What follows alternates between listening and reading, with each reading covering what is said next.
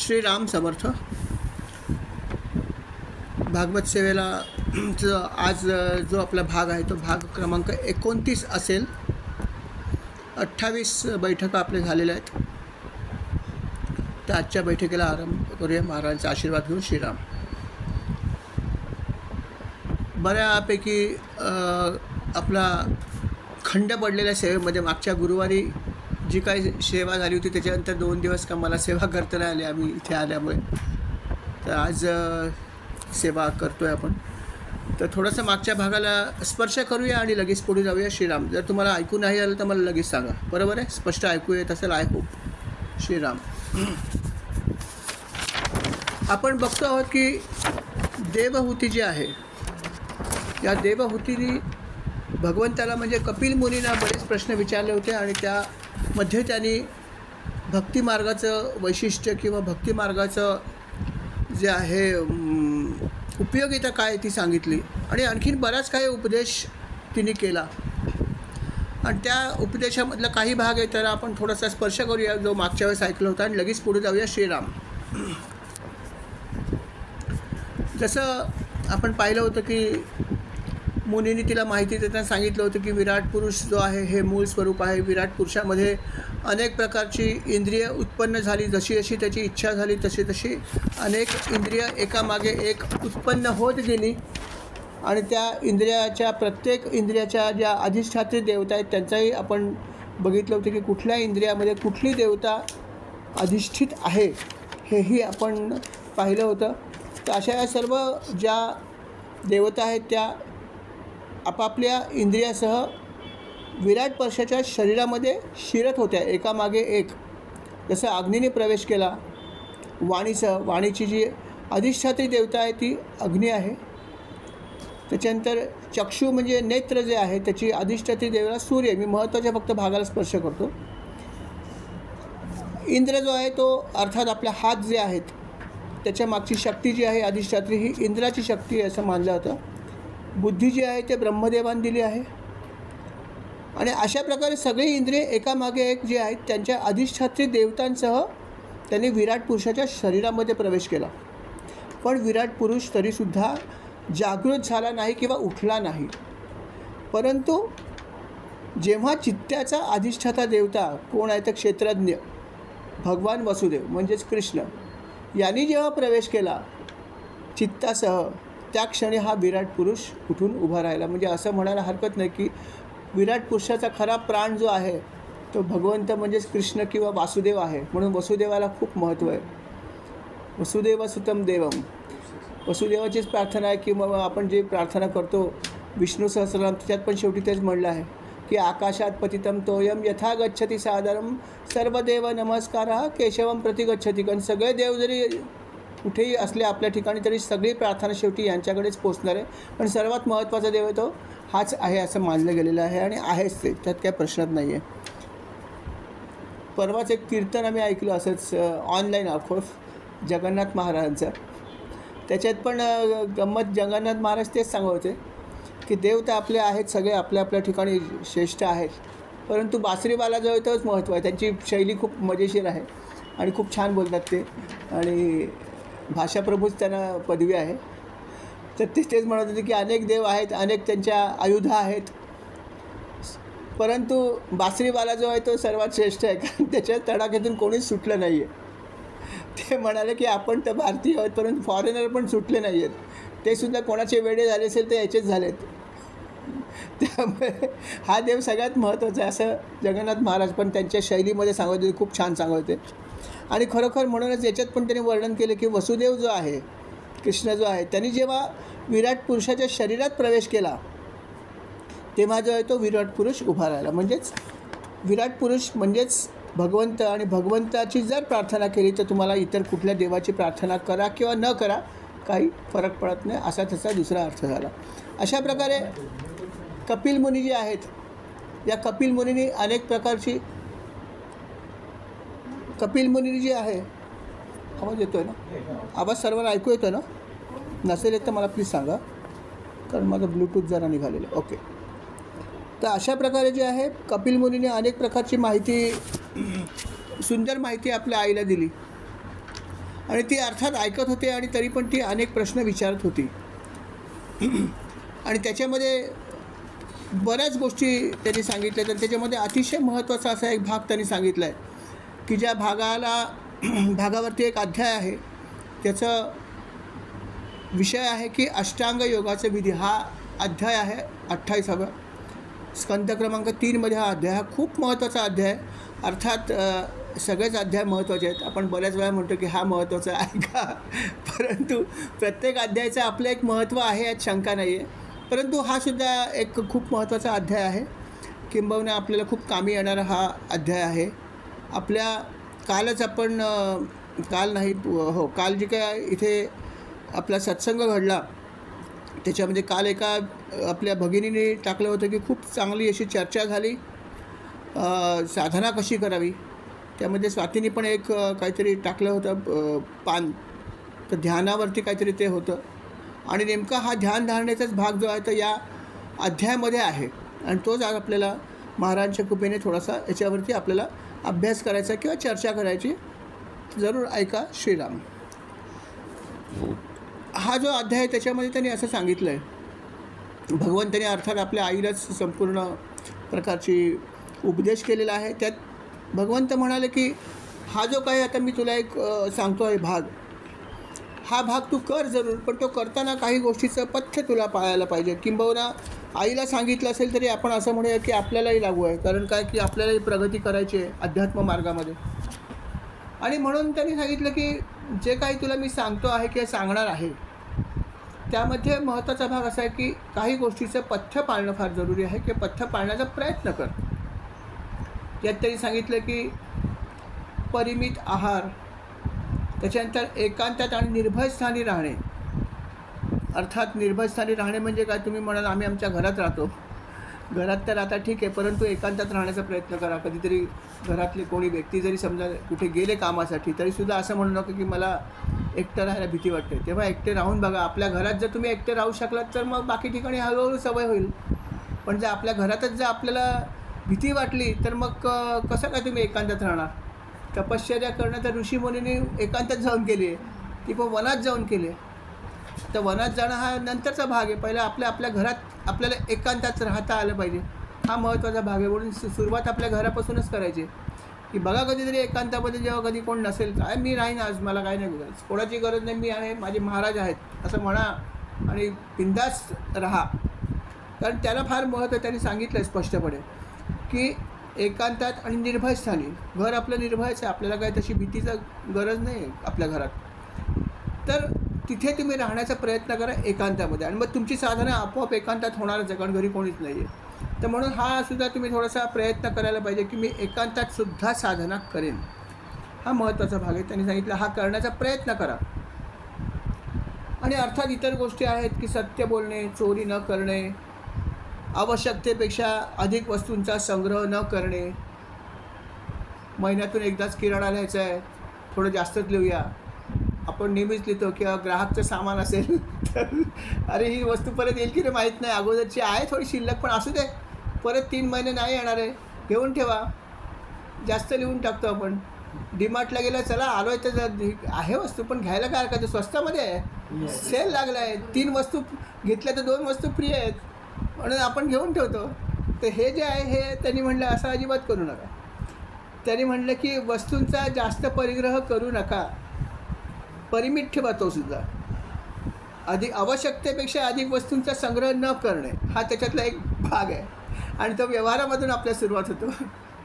तेव्हा याच्यावरती पण नियंत्रण ठेवणं गोष्ट खूप सामान्य आहे, काही फार मोठी गोष्ट नाही आहे आपल्या व्यवहारातली. की आपण कुठे ना कुठेतरी मॉलमध्ये जातो, कुठेही राहत असेल तरी मॉल सगळ्या ठिकाणी आहेत शहरामध्ये. आपण फक्त हे बघा की आता मी हे काल वाचलं आहे, तर जे काही मी कालपर्यंत केले ते सोडून दे, पण आता मी फक्त जाणार आणि येणार आहे. जर गरज नसेल तर अजिबात हात लावणार, परत येईल ना, काय फरक पडतो. नाही मॉलमध्ये यायला मिळेल तर जवळच्या दुकानात वस्तू तर विकत मिळते ना. तो अजून वेगळा भाग आहे.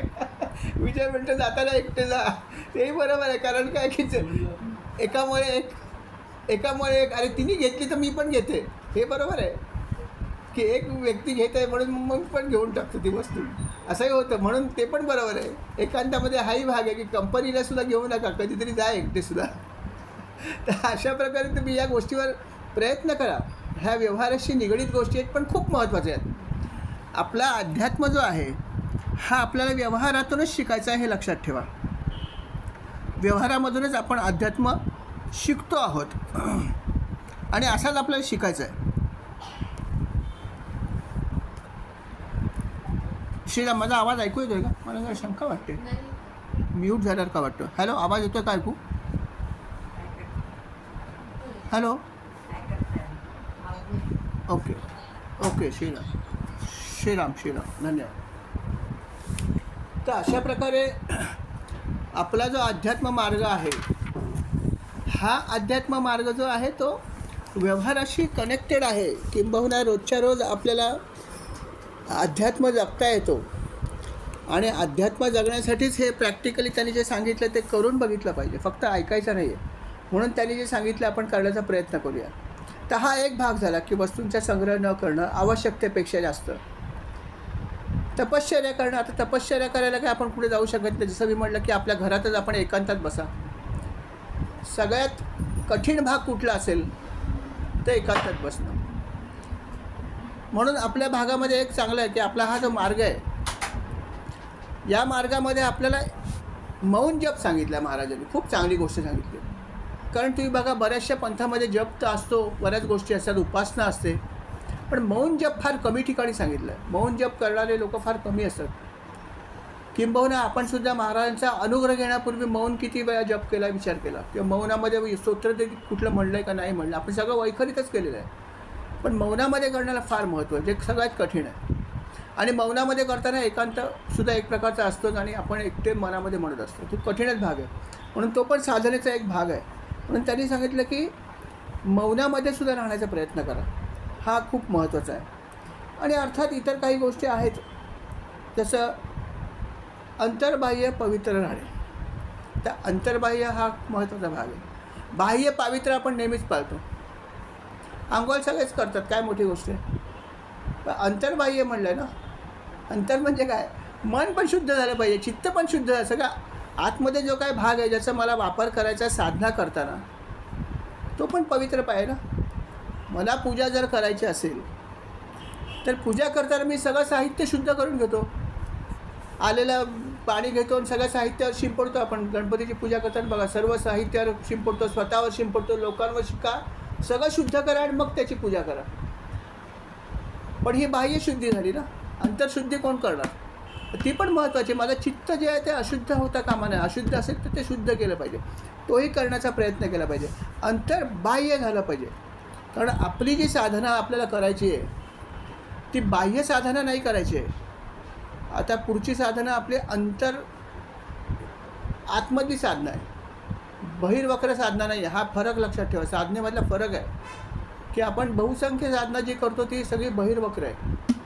उपासना जेवढी आपण ज्याला म्हणतो ती सगळी बाह्य साधना आहे. मग तुम्ही स्तोत्र म्हणा, मंत्र म्हणा, जप करा, वैखरीत, सगळी बाह्य साधना आहे, अंतरसाधना नाही. सेकंड स्टेप जी ज्याला म्हणतात ती इथून सुरुवात होते की सगळं तुम्ही मौन करा. त्याच्यापुढे या भागात उतरताना तुम्हाला सगळं मनातच करायचं आहे, किंबहुना काही करायचं नाही, हेच करायचं आहे. हा कठीण भाग आहे, परंतु तेच तर आहे ना की पुढचा जो भाग आहे हा सगळ्यात महत्त्वाचा आहे. आणि मी बहुसंख्य वेळ वैखरीतच उपासना केलेली असते, सगळ्या गोष्टी मी वैखरीत करत असतो. आणि त्यामुळे मला जेव्हा पुढची साधना करायची असते त्यावेळेस ती करायला कठीण जाते, कारण मला त्याची सवय नसते. मला स्वतःलाही आठवतं की जेव्हा मी पहिल्यांदा जेव्हा मंदिरात गेलो, फडकेंच्याच मंदिरामध्ये काहीतरी असंच काहीतरी जपच ठेवला होता आपला महाराजांचा, आणि वरती माळ ठेवलेली. फडके म्हणले वर जा आणि मग ते एक माळ जपून ये. म्हटलं आयुष्यात मी माळ कधी हातात घेतली नाही, जे काय केलं असेल ते वैखरीतच केलं आहे. मग तो जप करा नाही तर स्तोत्र म्हणा, माळ कधी आपण ओढलेली नाही आहे, तर काय करणार. पण तेव्हा मी पहिल्यांदा बघितलं की जप करणं हे किती कठीण आहे मनामध्ये, ते पण कारण सगळा जप मनामध्ये करायचं होतं. तेव्हा मला लक्षात आलं की मौनात करणं कठीण आहे. मग मी तेव्हा थोडं नंतर मग मी अथर्व शिष्य मनामध्ये म्हणण्याचा प्रयत्न सुरुवात केला, बाकी सगळे वैखरीत केली, परंतु कठीण भाग आहे. तर म्हणून त्यांनी सांगितलं की इथे तुम्हाला जी साधना करायची त्याच्यामध्ये तुमचं शरीर शुद्ध करा, अंतर बाह्य दोन्ही शुद्धता हवी आहे. किंबहुना मी तर असंही म्हणेन की दुसऱ्या प्रकारची साधना करत असताना बाह्य शुचिर्भूतता कमी असेल तरी चालेल. बाह्य शुचिर्भूततेला महत्त्व कमीच आहे. पहिली दुसरी पास झाल्यावरती परत पहिली दुसरीकडे जावं लागत नाही. तुम्ही त्याच्या पुढचा अभ्यास करता ना, तसा प्रकार आहे. हा सगळा प्राथमिकच आहे. महत्त्वाचा आहे असं नाही म्हणू शकत की तो महत्त्वाचा नाही आहे, परंतु तो एक ठराविक दिवसापर्यंत. नंतर तुम्ही जेव्हा पुढे जाता त्यावेळेस ते सगळं मागे पडतं. त्याच्या पलीकडची आपली साधना आहे, लक्षात ठेवा, खूप महत्त्वाचा भाग आहे. आणि म्हणून अंतर बाह्यमध्ये जो आतमधला भाग आहे त्याची शुचिर्भूतता होण्याला खूप महत्त्व आहे. त्याच्यावरच आपल्याला किंबहुना जास्त भर द्यायचा आहे, हे लक्षात ठेवा. कपिल मुनीने आपल्या आईला सांगितलं की ज्या काही गोष्टी करशील त्याच्यामध्ये प्राणायाम पण कर. अर्थात प्राणायाम त्यांनी तिला शिकवला होता. जसं मी म्हटलं की प्राणायाम म्हणजे श्वासाचे व्यायाम फक्त नव्हे, वेगळ्या प्रकारचा पण करता येतो. त्याच्यासाठी गुरु पाहिजेत आणि तिथून आपल्याला शिकता येतो. परंतु तो सुद्धा कर असं त्यांनी आपल्या आईला सांगितलं. त्यांनी सांगितलं की हेही लक्षात ठेव की सोपा भाग नेहमीप्रमाणे आहेच आहे की भगवंताच्या लीलाचं श्रवण करत राहा. म्हणजे तुझं मन जे आहे ते थोडंसं शुद्ध होत राहील. हळूहळू जे मलिन होतं त्याची शुद्धता पण होत राहील. अर्थात योग मार्गाने सुद्धा आपलं मन आहे त्याची शुद्धता होते. पण त्यांनी सांगितलं की ज्या प्राणायामामध्ये कुंभक असतो तो प्राणायाम खरा प्राणायाम आहे. एरवी तुम्ही जो काय करता तो श्वास घेता सोडता, हा काय प्राणायाम नाही. कुंभक हा महत्त्वाचा भाग आहे. अर्थात ते करण्यासाठी गुरूंची तुम्हाला मदत लागेल किंवा त्यांचा मार्गदर्शन घेणं हे फार महत्त्वाचं आहे. अर्थात हे सगळं भगवंतांनी सांगितलं त्याप्रमाणे हे सगळं आपण ऐकतो. जर तुम्ही याप्रमाणे जर थोडंसं योग साधना केली तर त्यामुळे काय होईल तर तुमच्या चित्तामधला मळसुद्धा थोडासा जाऊ शकतो योग साधनेने. अर्थात आपण काही योग साधना करत नाहीत. आपला मार्ग अजून वेगळा आहे. म्हणजे आपल्या मार्गातसुद्धा हे सगळं जे आहे ते नामाने सुद्धा होऊ शकते, हे लक्षात ठेवा.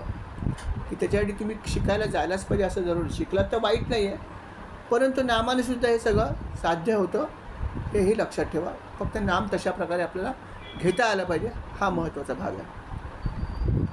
मग त्यांनी सांगितलं की समजा तुम्ही योग साधना थोडीफार शिकलात आणि काही गोष्टी एक्सरसाइज केलेत योगाचे, तर ते केल्यानंतर मग पुढे काय करायचं. तर पुढे तिने सांगितलं की ऐक तू ध्यान कर, भगवंताचं ध्यान कर. ध्यान मार्ग हा एक खूप महत्त्वाचा भाग आहे आणि ध्यानाने अनेक गोष्टी करता येतात. अर्थात ध्यान मार्ग तसा म्हटलं तर सोपा पण आहे आणि कठीण पण आहे.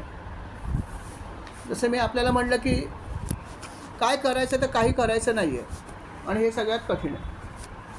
माझ्या शरीराला मी सांगितलं मी आता काहीच करणार नाही, फक्त बसणारे 10 मिनटं, तर बसून दाखवा, कठीण आहे. काही न करता बसणं सगळ्यात कठीण आहे. करायला सांगितलं ते परवडलं एक वेळ म्हणाल. जसं आपण कधी कधी फंक्शनला तर आपल्याला काहीच काम नसतं, फक्त बसायचं असतं. इथे जाऊन बसा, त्या हॉलमध्ये बसा, हे अटेंड करा, तिकडे मजा बघा, हे खा ते प्या, पण थकवा येतो. काम काहीच नाही पण थकवा येतं. काम करणाऱ्याला कधी कधी थकवा येत नाही. तो स्पिरिच्युअल पेटलेला असतो की मला अजून बऱ्याच गोष्टी करायच्या, माझ्यावर भार आहे, तो करत असतो आणि आम्ही थकत असतो. अरे थकवा आला चहा पिऊया, थकवा आला खाऊया. आपल्याला लाज वाटते, अरे काय आहे, काहीच काम केलं नाही आणि थकवा आम्हाला येतो आहे. कारण काही न करणं हे सगळ्यात कठीण काम आहे. आणि म्हणून तरी आता जो पुढचा भाग येणार आहे त्यामध्ये हेच आहे की तुम्हाला ध्यान कसं करावं याच्यावरती भगवंतांनी मार्गदर्शन केलं. भगवंत आपल्या आईला उपदेश करतायत. भगवंत म्हणाले की असं आहे की तू जर ध्यान केलंस भगवंताचं तर तुला त्याचा खूप लाभ होऊ शकेल. आणि मग कसं करावं हे त्यांनी आपल्या आईला सांगितलं. आता भागवतामध्ये ज्या प्रकारे वर्णन केले त्याप्रमाणेच मी तुम्हाला सांगतो आहे की त्याने असं म्हणलं की भगवंत जो आहे, भगवंताचं मुखकमल जे आहे, या मुखकमलाचं पहिल्यांदा आपल्याला ध्यान करायचं आहे. आता मुखकमलामध्ये सर्वात महत्त्वाचा भाग म्हणजे त्याचे नेत्रच आहेत, नाही का. कुठल्याही व्यक्तीचे नेत्र हे महत्त्वाचे आहेत. त्याच्या नेत्रातून आपल्याला अनेक गोष्टी समजतात.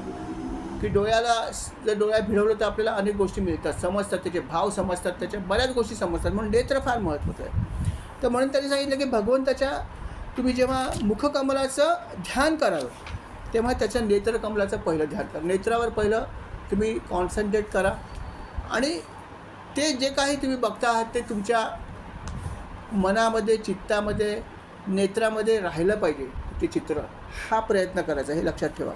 कारण तुम्ही पहिल्यांदा बघायचं आहे आणि नंतर डोळे बंद करायचे आहेत, हा पुढचा भाग आहे.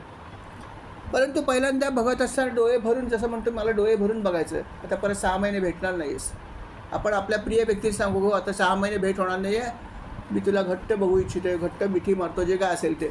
परंतु तसं आपल्याला भगवंताचं रूप जे आहे ते डोळ्यात दिसलं पाहिजे आणि नंतर आपले डोळे बंद करायचे आहेत. तर म्हणून ते रूप आपल्या मनामध्ये राहणं फार जरुरी आहे. म्हणून ध्यान करताना हे लक्षात ठेवून ध्यान करायचं की मला ध्यान करत असताना पहिल्यांदा नेत्र बघायचं आहे, नेत्रकमळ जे आहे ते बघायचं आहे. भगवंताचं नेत्रकमळ अतिशय सुंदर आहे, लालसर रंगाचं आहे आणि अतिशय कोरीव असे त्याचं नेत्र आहेत.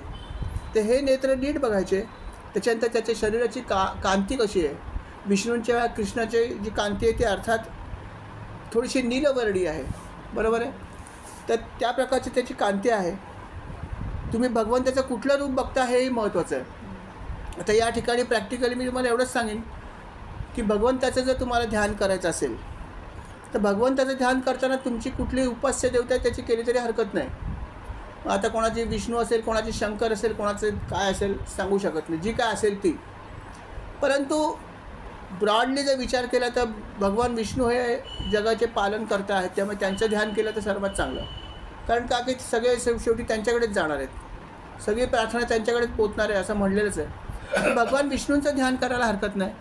एखादी चांगली प्रतिमा, चांगली मूर्ती किंवा चांगला फोटो जर तुम्हाला छान वाटतो, खूप जिवंत वाटतो असा फोटो तुम्ही निवडा. हे प्रॅक्टिकली कसं करा ते मी जस्ट तुम्हाला सांगण्याचा प्रयत्न करतो की एखादा सुंदर असा भगवंताचा फोटो जर तुम्हाला खूप छान वाटतो तो निवडा, तुमच्या मोबाईलमध्ये ठेवा तरी पण चालेल आणि त्याच्याकडे तुम्ही व्यवस्थित नीट बघा. जसं त्यांनी सांगितलं की पहिलं तर त्यांचे नेत्र बघा, किती सुंदर नेत्र आहेत, किती पाणीदार आहेत. पाणीम नक्तम चरांतकम आपण ह्याच्यामध्ये वाचतो रामरक्षामध्ये की सीतेचे नेत्र कसे आहेत तर पाणीम नक्तम चरांतकम, पाणीदार असे आहेत. आपण म्हणतो ना किती सुंदर पाणीदार डोळे, तसे पाणीदार डोळे श्री मातेचे होते, सीता मातेचे, असं वर्णन रामरक्षामध्ये आहे.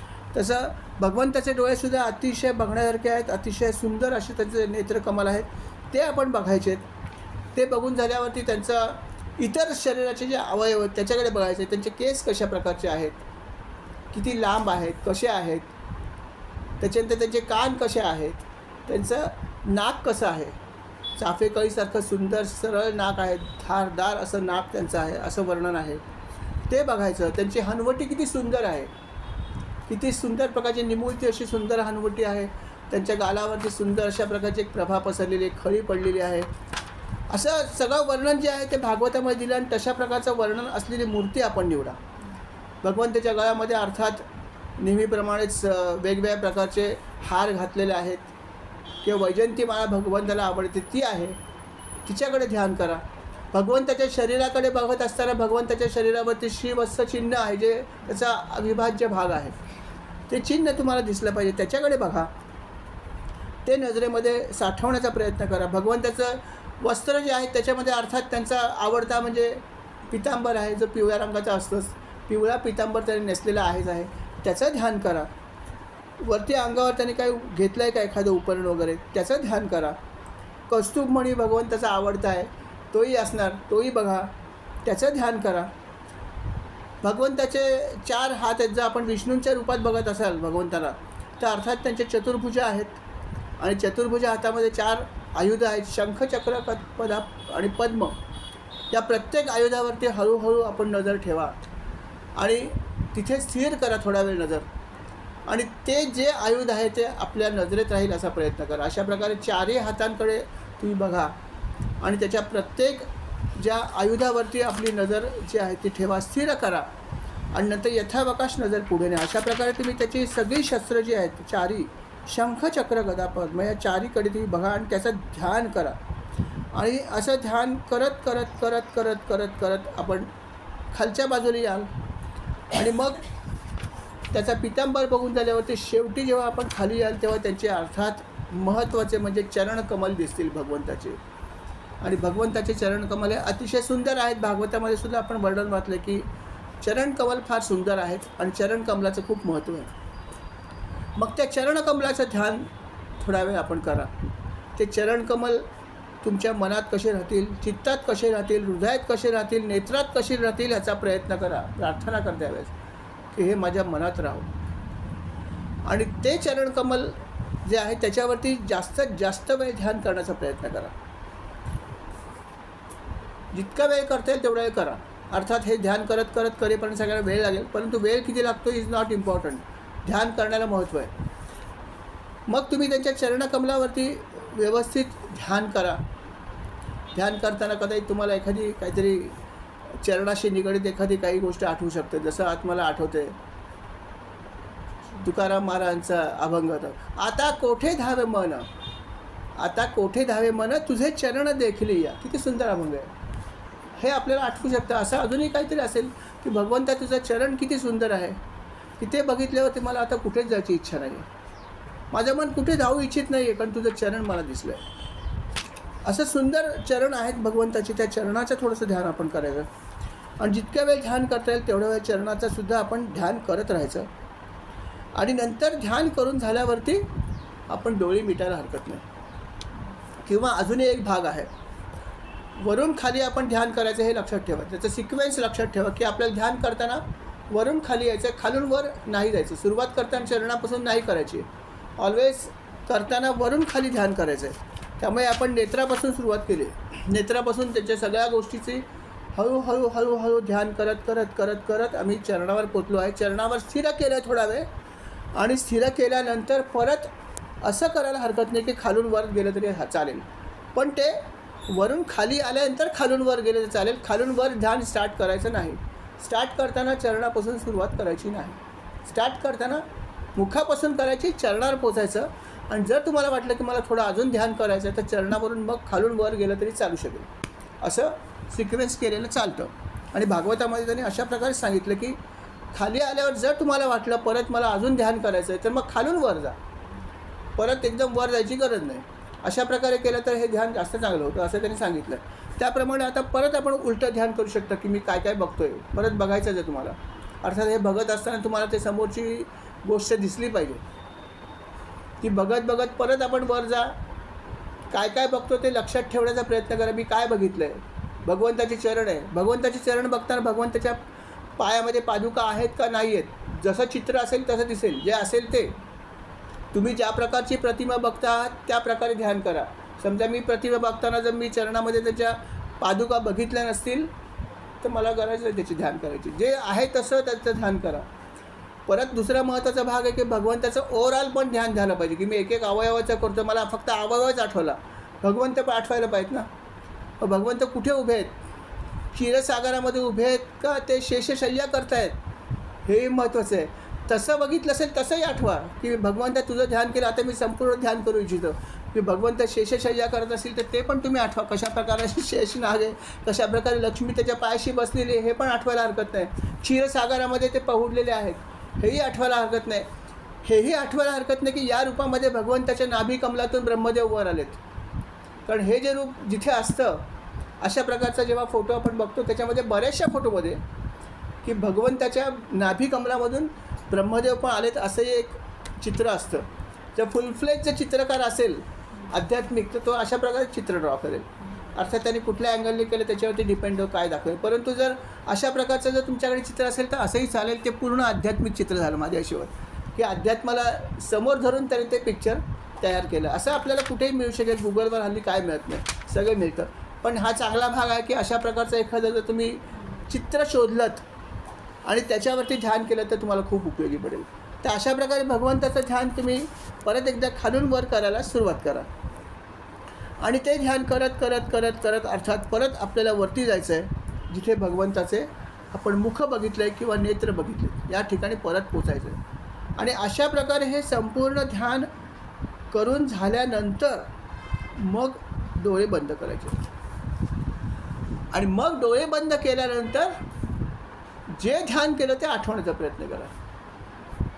की मी पहिल्यांदा नेत्र बघितले, नेत्र आठवण्याचा प्रयत्न करा. नेत्र काय काय आठवतं बघा तुम्हाला त्या नेत्रामध्ये. त्याच्यानंतर काय बघितलं बाबा, मी त्याच्या भुवया बघितल्या, किती सुंदर कोरीव भुवया आहेत. कोरायची गरज नाही आहे, कुठल्या पार्लरमध्ये जायची गरज नाही. भगवंताच्या भुवया अतिशय कोरीव आहेत. भगवंताचं कपाळ किती सुंदर आहे, भाग किती चांगला आहे, त्याचं त्यांनी मुकुट घातला आहे का नाही घातला आहे. मी म्हटलं की चित्रामध्ये काय असेल ते तुम्हाला माहिती, पण जे काही चित्र बघितलं आहे तसं ते सगळं आठवा परत, आणि सगळं आठवत आठवत वरून खाली यायचं आहे. डोळे बंद केल्यावर, डोळे बंद केल्यावर ध्यान परत करायचं आहे. हे सगळं डोळे उघडे असताना ध्यान केलं आणि बंद केल्यावर हे सगळं आठवत आठवत ध्यान करायचं की मला काय काय आठवतं बघूया. आता परीक्षाच आहे आपली एक प्रकारे. तशी आपण मुलांची म्हणतो या खोलीत या, खोलीतल्या या सगळ्या वस्तू बघा आणि पटकन दुसऱ्या खोलीत जायचं आणि लिहून काढा किती वस्तू आठवत आहेत. आपण मुलांची परीक्षा घेतो नाही का, खेळ घेतो, तसं ही आपली परीक्षा. आपल्याला भरपूर वेळ दिला आहे, पण फरक आहे की आपल्याला वेळ भरपूर दिला आहे आणि एवढा वेळ दिल्यानंतर आपल्याला सांगितलं आहे की आता आठव, तुला काय आठवतं बघूया, तुझी मेमरी काय काम करते ती. आणि मग तेव्हा आपल्याला हे सगळं आठवायचं आहे परत या सिक्वेन्सने वरून खाली, आणि खालून परत वर पण येऊ शकतात कारण आपण तसंच ध्यान केलेलं आहे. त्यामुळे आठवून बघा की मला भगवंताच्या काय काय कशा कशा प्रकारचं आठवतं आहे. रंग आठवतं आहे का, रूप आठवतं आहे का, त्याचे गुण आठवत आहेत. जसं मी म्हटलं गुण पण आठवू शकतात, एखाद्या वेळेस एखादं गुण पण आठवेल. त्यामुळे तुम्ही काय बघता त्याच्यावरती सुदर्शन चक्र बघताना तुम्हाला आठवेल की अरे सुदर्शन चक्राने त्यांनी किती लोकांचा वध केला, असं आठवू शकेल. या सुदर्शनाचा महिमा अपार आहे. त्यांनी अनेकांना यमसन्यास पाठवलेलं आहे. भगवंताचं हे दिव्य शस्त्र आहे, अमोघ शस्त्र आठवू शकतं. असं काय आठवेल. शंख भगवंताचा प्रसिद्ध आहे, पांचजन्य शंख आहे, कृष्णाच्या अवतारामुळे त्यांनी तो धारण केलेला आहे. त्याच्याविषयी तुम्हाला आठवू शकतं. हरकत नाही, आठवल्यानं हरकत नाही. त्याच्याविषयी जर एखादी गोष्ट आठवली तर इट्स ओके, तो तुमचा चांगला भाग आहे, आठवू द्या, काही फरक पडत नाही. पण ध्यान तिथे राहिलं पाहिजे, हा महत्त्वाचा भाग आहे. नाही तर मला जर समजा आठवलं की मला उद्या गाडी कितीची पकडायची ध्यान करताना, ते चालणार नाही की उद्या मला 8:30ची लोकल पकडायची. एक उदाहरण सांगतो. तो जरी आपण आपला खांब असला तरी हा भाग जो आहे तो कसोटीचाच भाग आहे की म्हणून आपल्याला ध्यान करताना हे बाकी गोष्टी न आठवता हेच आठवलं पाहिजे. मग त्यांचे कॅरेक्टरिस्टिक जरी आठवली त्या वस्तूची, त्या अवयवाची, तरी हरकत नाही. पण अशा प्रकारे आम्ही ध्यान करत करत करत करत परत खालच्या दिशेने येतो. हळूहळू हळूहळू हळूहळू हळू करत परत चरणकमलापाशी पोचलो. मग चरणकमल परत एकदा थोडा वेळ थांबायचं, दम घ्यायचा आहे थोडा तुम्हाला की मी आता ध्यान केलं सगळं, आता मी परत थोडा दम घेणार आहे. आणि दम गेल्यावरती फक्त शांतपणे बसून राहा चरणकमलाशी आठवत किंवा बस भगवंता आता तुझा चरणकमल मिळाला, आता काही नको, थोडा वेळ बसा शांतपणे. आणि नंतर मग थोड्या वेळाने परत वर जायला सुरुवात करा, कारण तुमचं एक आवर्तन कंप्लीट होईल. मग की वरून खाली आणि खालून वर, सारे गम पधनिसा सानी धपम मगरेसा, आवर्तन खऱ्या अर्थाने पूर्ण होईल. बरोबर आहे, तसं तुम्ही म्हणायला हरकत नाही. आणि मग खालून परत एकदा ध्यान करत करत करत करत वर जा आणि मग परत तुम्ही थांबायला हरकत नाही. असं ध्यान करू शकता. किंवा कधी कधी काही लोक असंही करतात की भूमध्यामध्ये ध्यान करतात. काही लोक खालून वर गेल्यावरती ते म्हणतात की आता मला इथे स्थिर करायचं आहे चित्त, तिथेही स्थिर करता येतं. पण हे सगळं काय माहिती आहे का की कुठे चित्त स्थिर करायचं वगैरे हा भाग सगळा पुढचा भाग आहे. तर तसा तो एवढ्यात काही विचार करू नका. फक्त प्रायमरीली एवढा करून बघायला हरकत नाही की असं करून बघा. नंतर कुठे चित्त स्थिर करायचा हा भाग नंतर येईल किंवा थोडासा तुम्हाला अनुभव येईल की कुठे करता येईल ते. कारण चित्त स्थिर करण्याला खूप महत्त्व आहे. महत्त्व असं आहे की तुम्हाला माहिती आहे की आपल्या पूर्ण शरीरामध्ये वेगवेगळ्या ठिकाणी अनेक प्रकारची चक्र आहेत. त्या चक्रावरती सुद्धा तुम्हाला नंतर तुमचं मन जे आहे ते केंद्रित करता येतं, ध्यान करता येतं आणि मग ते चक्र जागृत होऊ शकतं. जसं भूमध्यामध्ये आपण म्हणतो की मला करायची इच्छा आहे. भूमध्यामध्ये एक चक्र आहे, आज्ञाचक्र, आणि ते सर्वात 2 भुवयांच्या मध्ये सेंटरला भूमध्य ज्याला म्हणतो की तिथे जे आहे त्याचे आज्ञाचक्र आहे. आणि आज्ञाचक्र हे असं मानलं जातं की खूप सेन्सिटिव्ह आहे, की सर्वात पहिल्यांदा हे चक्र जागृत होऊ शकतं. ते फार सेन्सिटिव्ह आहे, ते लगेच हलू शकतं. असंही कधी कधी आपल्याला आपल्या या मार्गातसुद्धा, भक्ती मार्गातसुद्धा तुम्हाला कधी कधी असं वाटू शकतं की इथे मला सेन्सेशन येते. सेन्सेशन जेव्हा येतं ना त्याचा अर्थ ते चक्र जे आहे ते हलते, हा त्याचा दुसरा अर्थ झाला. त्यामुळे सेन्सेशन तुम्हाला येऊ शकतं, अदरवाईज पण भक्ती करत असताना पण येऊ शकतं. कारण ध्यान आपलं थोडंफार भक्ती करताना पण होतंच. कारण ध्यान करणं म्हणजे काय, शेवटी कॉन्सन्ट्रेशन करणं हा त्याचा अर्थ आहे ना. जेव्हा भक्ती तुम्ही एकाग्र चित्ताने करता तेव्हा इतर गोष्टी विसरता ना, त्यामुळे ते चक्र आपोआपसुद्धा कार्यान्वित होऊ शकतं. सगळ्या गोष्टी आपोआप हळूहळू होतातच, करायची गरज नाही, आपोआपच होतात. ध्यानामध्ये काही करायची गरजच नाही आहे, सगळ्या गोष्टी नंतर आपोआप होणार आहेत. पण सुरुवातीला ध्यान आपल्याला करायचं अशा प्रकारे हे लक्षात ठेवेल. प्रोसिजर सुरुवातीला आपल्याला शिकायला पाहिजे आणि त्याप्रमाणे करायला पाहिजे. आणि अशा प्रकारे त्यांनी सांगितलं आपल्या आईला की तू अशा प्रकारे जर ध्यान करशील तर तुला अनेक गोष्टीचा अनुभव येईल. तुला नंतर असंही वाटायला लागेल की मला आता इतर काहीच करायची इच्छा नाही, असंही वाटू शकतं. नाही, आता मला फक्त ध्यानच करायचं आहे असं वाटू शकतं. डिपेंड्स तुमचं ध्यान कसं होतं याच्याप्रमाणे, बरोबर आहे. जसं मौन जप करण्यामध्ये आनंद आहे, ते नाम घेण्यामध्ये आनंद आहे असं महाराजांनी सांगितलंच आहे. परंतु नाम घेताना कंटाळा पण येतोच ना कधी कधी. म्हणून असंही म्हटलं की नाम घेताना ज्यांना आनंद येतो त्याने अर्धी लढाई जिंकली. जसं विषय सेवन करताना मला कधीच कंटाळा येत नाही, त्याचा आनंद कमी अधिक प्रमाणात येऊ शकतो. जसं मला समजा आमरस आवडतो, भूक लागल्यावर तो जास्त चविष्ट लागेल, पण जरी भूक नसली तरी पण थोडासा आग्रह केला तर आवडणारच आहे. कारण भूक जास्त नाही आहे पण तरी खाऊ शकतो, कारण काय मला आवडणारा भाग आहे, तो विषय आहे माझा. तसा या बाबतीत पण लागू आहे की हा जो आनंद आहे हा तुम्हाला आपोआप नंतर मिळणारच आहे. पण असंही नंतर वाटू शकतं की आता मला इतर काही करायचं नाही, असं पण फिलिंग येऊ शकते. पण ते काय होतं याचा आपल्याला विचार करायची गरज नाही. तुम्ही करत राहा आणि चरणकमलाचं ध्यान जास्त करा, सर्वात जास्त. हे पण त्यांनी सांगितलं की चरणकमल सर्वात महत्त्वाचे. नाहीतरी आपण पूजा करताना सुद्धा कसली करतो, चरणकमलाचीच करतो ना. मानसपूजासुद्धा तुम्ही पूर्ण करू शकता, परंतु चरणकमलाची पूजा केली तरी बासाने. गुरूंचं सुद्धा काय चरणकमल असून आपण बघतो. महाराजच्या पादुकाच ठेवल्यात ना, आपण जिथे नमस्कार करतो बाहेर पादुकाच ठेवल्यात ना. मूर्ती काय त्यांना आणता येणार नाही का? महाराजची आणू शकतात, पण त्यांनी पादुका ठेवल्यात. कारण काय, अनुग्रह पादुकावरून मिळतो. कारण चरणकमल सगळ्यात महत्त्वाचे. म्हणून त्यांनी इथे पण सांगितलं की भगवंताच्या चरणकमलाचंच जास्तीत जास्त ध्यान करावं किंवा चिंतन करावं. तर आपण हे करत राहा, जितका वेळ करता येईल तितका वेळ. अशा प्रकारे तुम्ही ध्यान करा असं भगवंतांनी आपल्या आईला सांगितलं. आणि म्हणाले हे तू करून बघ, केल्याशिवाय तुला त्याचा अनुभव येणार नाही आहे. आणि त्याच्यात जे आनंद येतील किंवा जो काय अनुभव येईल तो अर्थात प्रत्येकाचा वेगवेगळा असू शकतो.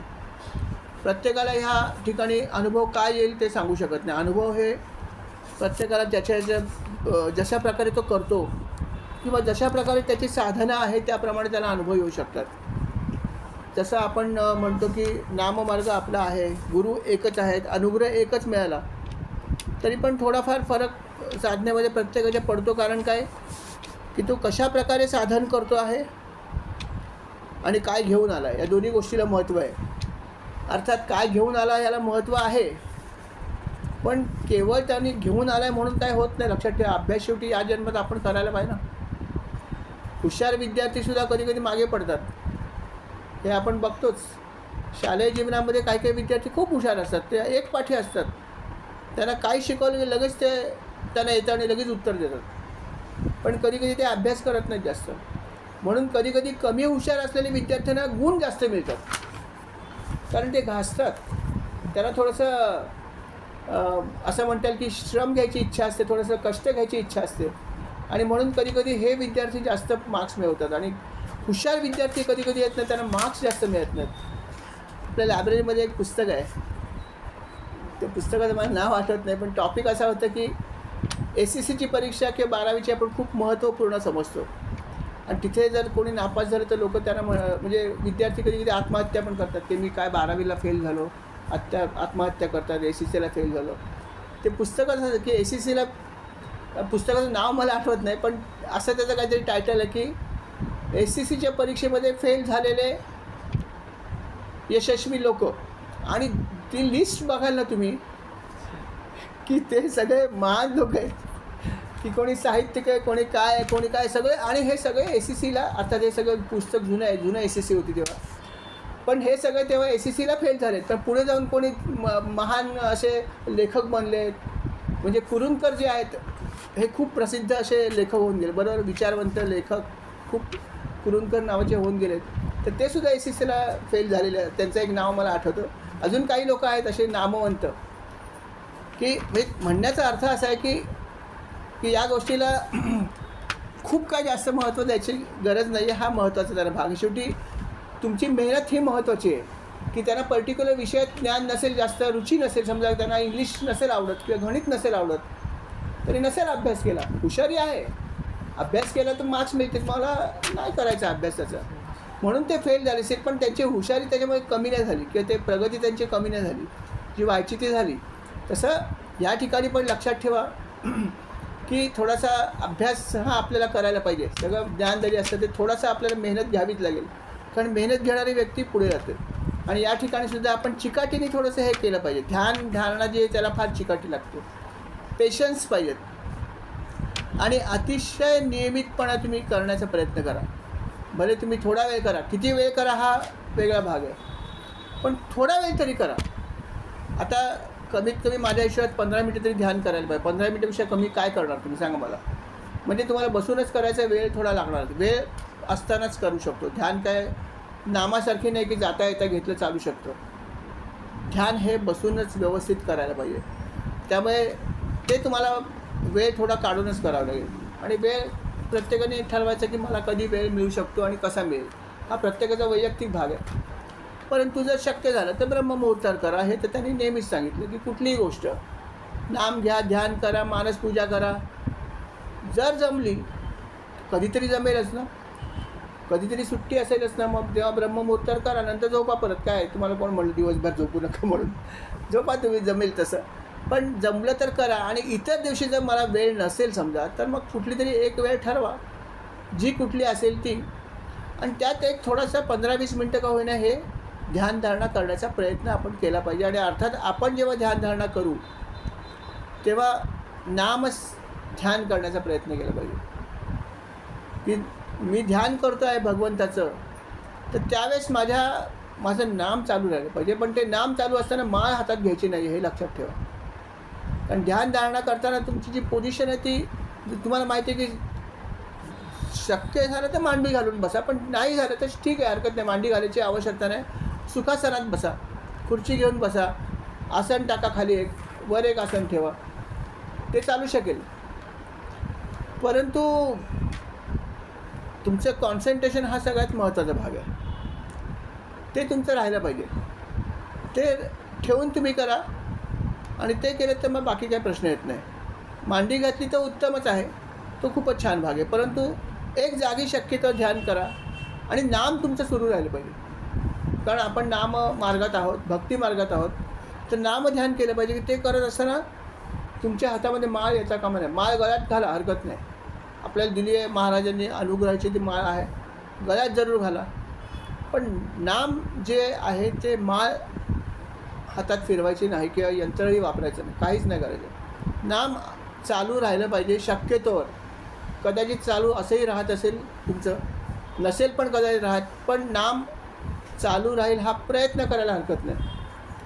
आणि नाम एकीकडे आणि ध्यान एकीकडे, असं जर आपण केलं तर चांगला भाग आहे. कारण आपण मार्गामध्ये आहोत, म्हणून ध्यान करायचं तर नाम घेऊन करावं. नामाची कंपनी सगळ्या ठिकाणी ठेवावी. आणि ध्यान करताना नाम घेता आलं तर खूपच छान गोष्ट आहे. त्यांनी जे सांगितलं प्रत्येक क्रियेत करा. वाचन करताय नामस्मरण करा, प्रवचन ऐकताय नामस्मरण करा, कीर्तन ऐकताय सगळ्या ठिकाणी नाम घ्या, सांगितलेलंच आहे आपल्याला, तो काय प्रश्न नाही. त्यामुळे ध्यान करताना पण नाम घ्यायला हरकत नाही, पण ते आपोआप आलं पाहिजे. जेवढं येईल तेवढं येईल, जरूर नाही की सगळ्या गोष्टी पहिल्या दिवशी यायला पाहिजे. पण हे मनात ठेवून त्यांची प्रार्थना करायची महाराजांची, महाराज मला असं करायचं आहे, तुम्ही बघा कसं करायचं ते, मी प्रयत्न करणार. प्रयत्न करणं माझं काम आहे. यत्न कसून करीन मी, यश दे रामा न दे तुझी सत्ता. बाकी काय नको आहे मला तुझं. यश देण्याचं काम तुझं आहे, प्रयत्न करण्याचं काम माझं आहे, ते मी करणार, असं त्यांना सांगायचं आणि बसायचं. जसं भागवत सेवा करता आपण सांगतो ना, महाराज तुम्हीच करायची, मला काय माहिती नाही आहे, फॅक्टच आहे ती. त्यामुळे कसं आपण सांगू शकतो ही गोष्ट की नाहीच आहे, रिकामी घागऱ्या म्हणल्यावर आपल्याला काय खोटं बोलायची गरज नाही. घागर रिकामी माहितीच आहे, त्यामुळे काय प्रश्न नाही आहे. घागर भरण्याचं काम ते फक्त भरण्यासाठी मला प्रयत्न करायला पाहिजे, हाच भाग फक्त माझा आहे.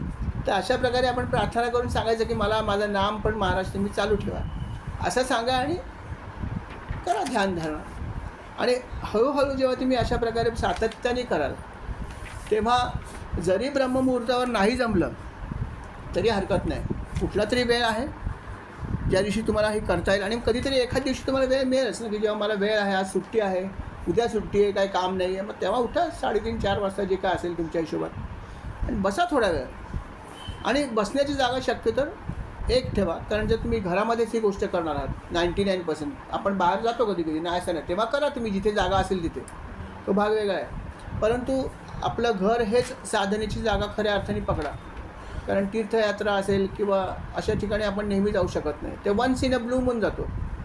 बाकी एरवी आपलं घर हेच आपली साधनेची जागा आहे. त्यामुळे ती तुम्ही लक्षात ठेवा की मला कुठे बसता येईल, ती जागा फिक्स ठेवा शक्यतो.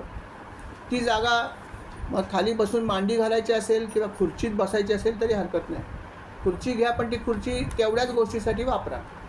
ती खुर्ची जेवायला घेऊ नका, ती खुर्ची कोणी आला तर बसायला देऊ नका, कमी पडली तरीसुद्धा.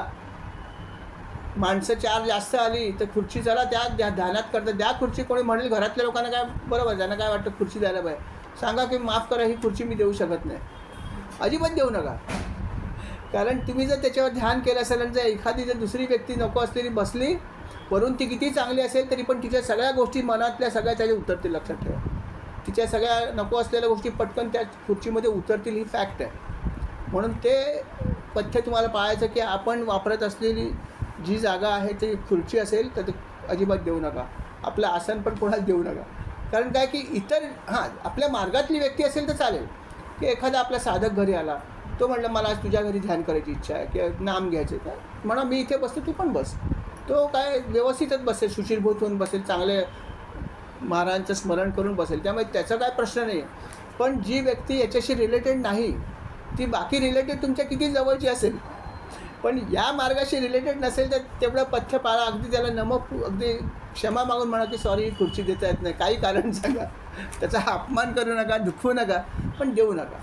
हे मात्र पाळायला पाहिजे, कारण त्याच्याने खूप फरक पडतो. कारण त्यांनी सांगितलं की आसन सिद्ध करा, पहिलं सिद्ध करा म्हणजे काय की सिद्ध ते आपोआप होतं.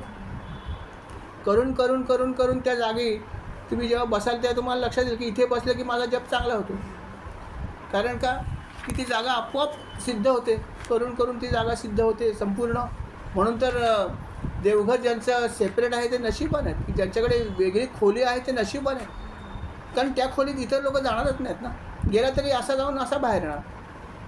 त्यामुळे सेपरेशनला खूप महत्त्व आहे, कारण त्या वेव्स तिथे राहतात, ती पावित्र्य तिथे राहतात. आणि देवघर जर तुमचं सेपरेट असेल तर लक्षात ठेवा, कोणाला आज जायचं सांगा, हातपाय पाणी घेतल्याशिवाय जाऊ नको आतमध्ये, ही आमची संहिता आहे. मला काय राग मानू नको.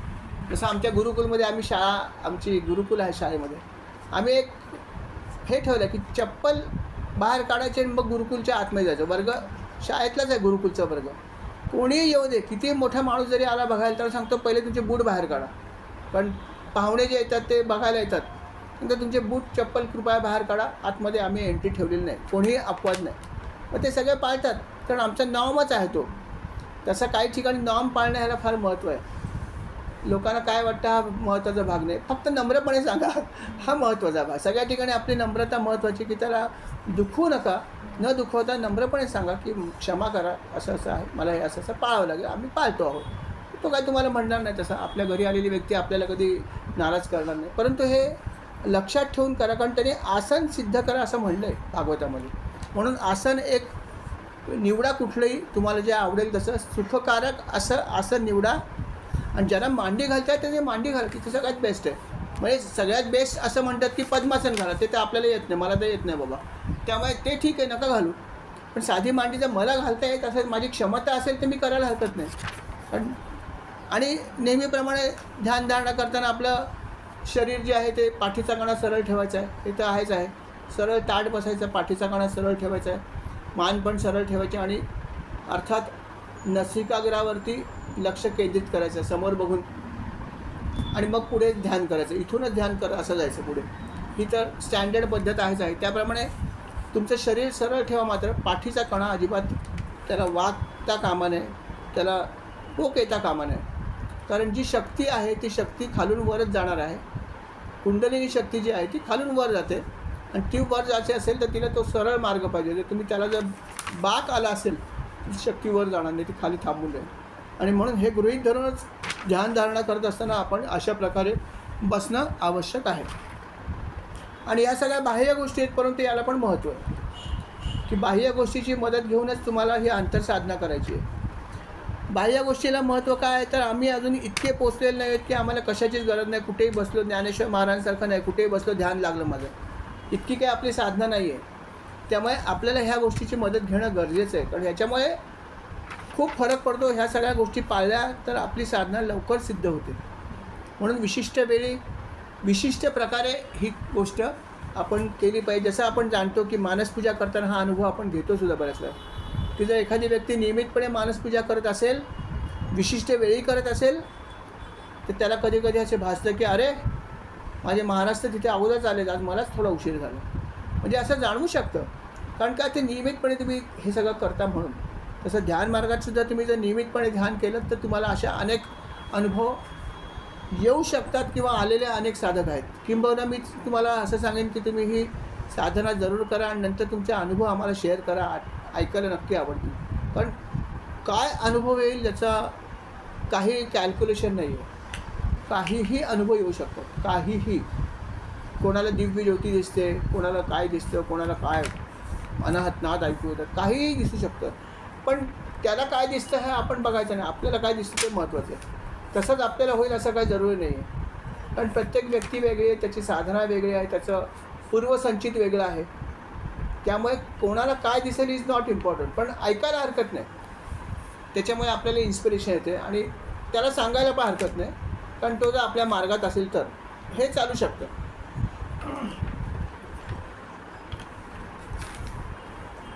अशा प्रकारे ही ध्यानधारणा करा असं त्यांनी सांगितलं आहे. ध्यानधारणा करत असताना अजून एक गोष्ट होऊ शकते. चांगल्या प्रकारची ध्यानधारणा तुम्ही केलीत, चांगल्या प्रकारे जर अभ्यास केला, तर त्यामुळे काय होतं की आपण जी उपासना करतो आहे त्याच्याविषयी आपल्याला प्रचंड प्रेम निर्माण होतं. प्रचंड प्रेम. आता समजा आम्ही साधना करतो आहे, भगवंताची करतो, बरोबर, म्हणजे भगवंताविषयी प्रचंड प्रेम निर्माण होईल. आणि ते प्रेम किती होईल, तर जेव्हा तुम्ही ध्यानधारणा करता तेव्हा कधी कधी असं होऊ शकतं की त्याचं हृदय जे आहे ते भक्तीने भरून येऊ शकतं. आनंदामुळे त्याच्या शरीरावर रोमांच येऊ शकतात, प्रेमाश्रू येऊ शकतात वारंवार. अशा अनेक गोष्टी ध्यान करताना सुद्धा होऊ शकतात. भक्तिमार्गामध्ये हे आपण अनुभव घेतो, भजन म्हणताना किंवा कधी कधी अशा काही गोष्टीमध्ये आपल्याला येतात, नो डाऊट. पण ध्यान करताना आलं तर अजून छान आहे, कारण ती वेगळ्या प्रकारची भक्ती आहे ना. आपण इतर भक्ती करताना हे अनुभव आपल्याला येतात की आपण जे आहे आपले अष्टसात्विक भाव जागृत होऊ शकतात. पण ते करत असताना आपण इतर काही गोष्टी केलेल्या असतात म्हणून होतात ना. पण या ठिकाणी काही करायचं नाही आणि हे झालं पाहिजे, हे कठीण आहे ना. की काही न करता हे होणार आहे.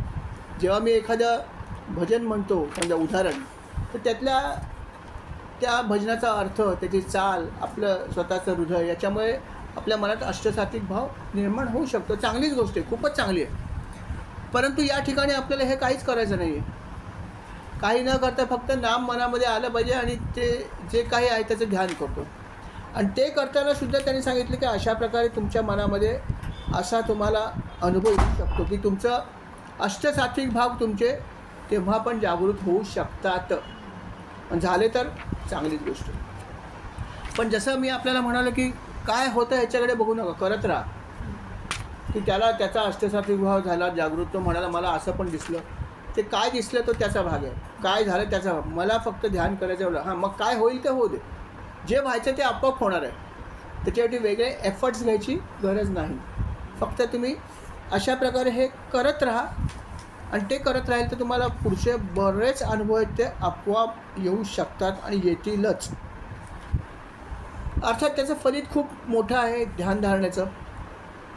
ध्यानधारणा केल्यानंतर आपलं द्वैत भावना नष्ट होऊ शकते, महत्त्वाचा भाग आहे.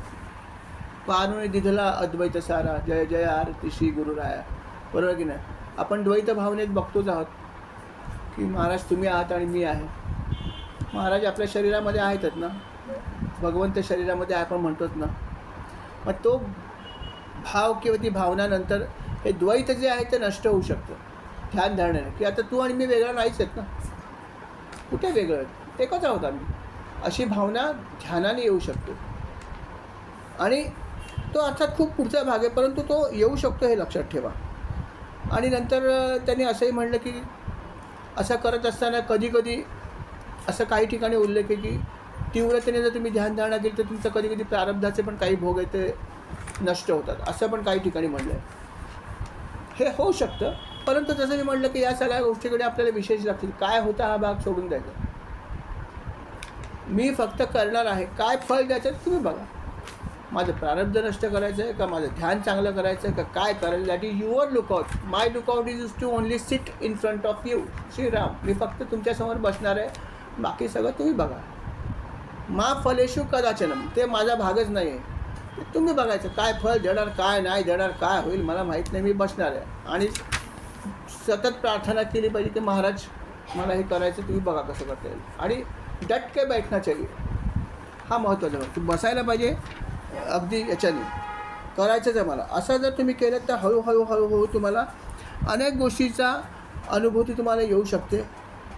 आणि तुमच्यातला जो द्वैत भावना आहे ती पण जाऊ शकते, असाही ध्यानधारणेमध्ये आहे.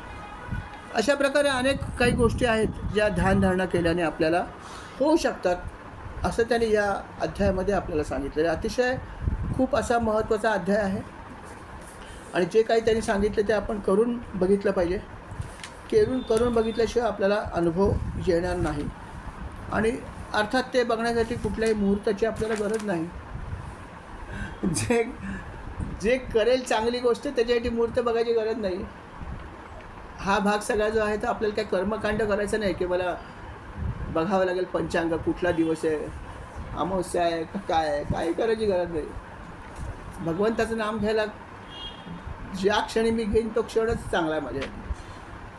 जसं महाराजांनी एकदा प्रश्न विचारला होता की महाराज अमावस्या आहे काय करू. महाराज म्हणले ज्या दिवशी नाम घेशील ते अमावस्या राहणार नाही, पौर्णिमा बनेल. अनुग्रह घ्यायची इच्छा आहे, अरे मग तुझं भाग्य आहे, घे पहिला घे. तू कसला मुहूर्त बघतोस तू. आपल्याला काय कर्मकांड करायचं नाही आहे. कर्मकांड करताना हे सगळं लागतं आणि ते सगळं बरोबर पण आहे, हेही एक भाग आहे. असंही मी कधीच म्हणणार नाही की हे सगळं चुकीचं आहे. कारण ज्या प्रकारची साधना आपण करतो त्या प्रकारच्या सगळ्या गोष्टी तुम्हाला करणं भागच आहे, तो त्याचा भाग आहे. त्यामुळे ते करत असताना ते सगळं पाळा. मला पूजा करायची असतात त्याची, त्याचे काय नॉर्म्स असतील ते पाळा तुम्ही. कारण ते ज्या प्रकारचं कर्म आहे त्याला अनुसरून ते संहिता सांगितलेली आहे, ती पण शास्त्रातच सांगितलेली आहे, चुकीची नाहीच आहे. ते तुम्ही करायचं असेल तसं करा. पण ज्या प्रकारचं तुम्ही कर्म करणार आहात, ज्या प्रकारची साधना करणार त्या प्रकारचं नॉर्म पाळला पाहिजे आणि तो पाळण्याचा प्रयत्न केला पाहिजे. पण आजपर्यंत ज्या गोष्टी आपण शिकलो आहोत किंवा करतो त्यातला पण माझ्यामध्ये सगळ्यात महत्त्वाचा भाग आहे तो हाच आहे. सगळ्यात महत्त्वाचा भाग माझ्यामध्ये हाच आहे की भक्ती आणि ध्यान या दोन गोष्टी माझ्या मते भक्ती मार्गामध्ये सुप्रीम गोष्टी आहेत.